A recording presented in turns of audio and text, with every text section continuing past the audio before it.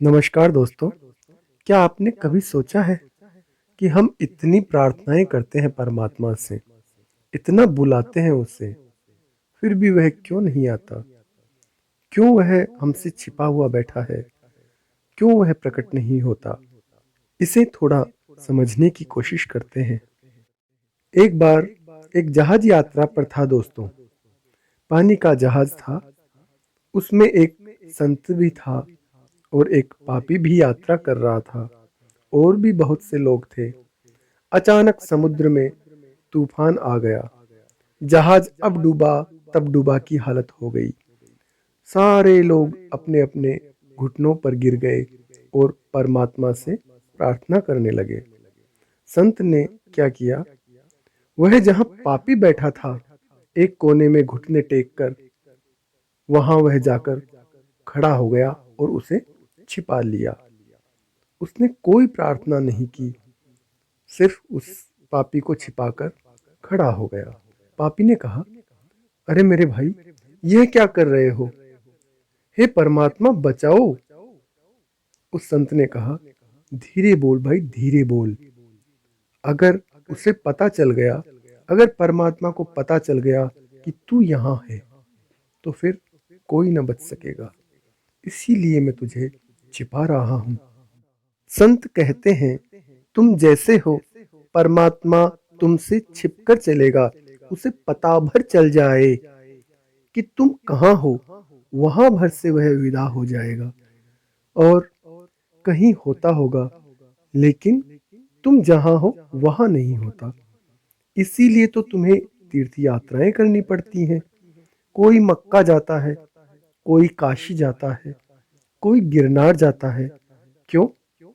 क्या परमात्मा वहां नहीं है जहां तुम हो? तुम्हारे डर की वजह से वह कहीं गिरनार में छिपा है, काशी में छिपा है कि काबा में छिपा है, और तुम इतनी भीड़ में वहां जा रहे हो कि इसको पक्का मानना कि वहां से भी वह भाग चुका होगा। जिसके हृदय में शिकायतें भरी हैं दोस्तों, और जिसने कांटों को चुना है, उससे परमात्मा का मेल नहीं हो सकता। प्रार्थना का क्या अर्थ है? शिकायत शून्य हृदय।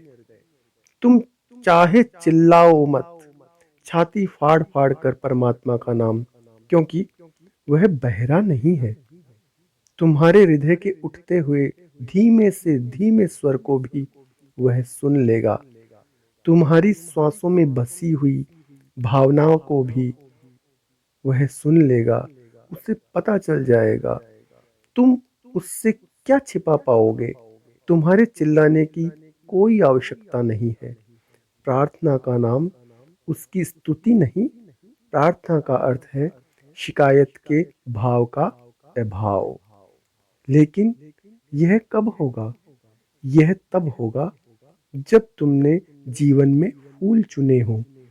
फूलों को चुनने वाला अहोभाव से भर जाता है। अनुग्रह प्रार्थना है। अनुग्रहित होने की भावना प्रार्थना है।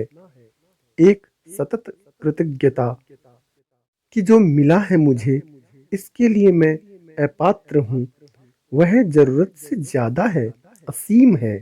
जो मुझे मिला है वह उसका प्रसाद है, मेरी योग्यता नहीं। जो मैंने पाया है वह जरूरत से ज्यादा है। यही तो अहोभाव है। अहोभाव ही प्रार्थना है। लेकिन जो भी मुझे मिला है वह मेरी योग्यता से कम है। यह शिकायत है। और शिकायत का अर्थ है कि तुमने कांटे चुने। प्रार्थना का अर्थ है कि तुमने फूल चुने। और जिंदगी में दोनों हैं। फूल भी है और कांटे भी है। सुख भी है, दुख भी है। अच्छा भी है, बुरा भी है। पापी भी है, पुण्यात्मा भी है। क्योंकि जीवन द्वंद्व से निर्मित है, दोनों हैं। इसीलिए तुम्हारे सामने तीन विकल्प हैं। पहला, या तो दुख को चुनो और नरक में रहो। दूसरा, या तो सुख को चुनो और स्वर्ग में रहो। और तीसरा, दोनों को मत चुनो और सुख और दुख दोनों से मुक्त हो जाओ। वही परम अवस्था है, वही परमात्मा के साथ एक हो जाना है। प्रार्थना कभी भी स्तुति नहीं है दोस्तों। हम 5 मिनट आरती करते हैं, हम कहते हैं जय जगदीश हरे, स्वामी जय जगदीश हरे, और हम सोचते हैं हमने प्रार्थना पूजा कर ली, लेकिन हमने कोई प्रार्थना नहीं की है। हमने सिर्फ अपनी मांग रखी है, और हमारी आरती और स्तुति के जरिए हमने सिर्फ परमात्मा को यह बताया है कि हमें तुमसे क्या क्या चाहिए।